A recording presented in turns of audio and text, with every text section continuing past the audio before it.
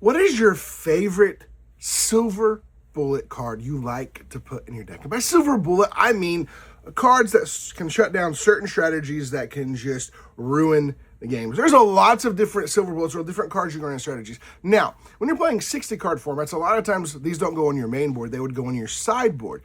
But in Commander, you don't have a sideboard, so you got to kind of figure out if you want to run them every single card or different strategies. But there are some of these cards, and welcome to Tuesday Text, and today we're talking about adding cards to your deck that can shut down different synergies and things like that. Now, playing 60 card, these are going to be sideboard cards, but playing in Commander, you're going to have them in your main board because of it.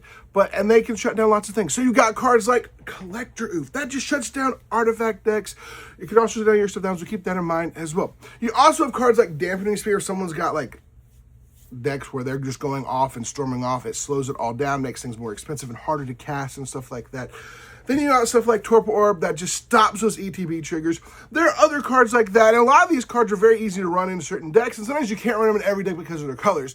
But what are your favorite silver bullet cards? These are cards you should run in certain decks, especially if you keep running against the strategies. You see some of these in CD8s because of the different strategies that are out there. You see some of these that also go into like Modern and other formats because you put them in your sideboard and bring them out when you need to. But it's always good to have strategies to stop certain types of decks, whether that's a graveyard recursion deck, whether that's lots of creature decks, all those things. What are your silver bullet cards? What cards would you add to your deck? Make sure you plan for different strategies, not just be like, oh, my strategy is good. I was planning for alternate strategies and how to slow them down as well. Thank you guys so much for being here, and as always, we'll see you next time.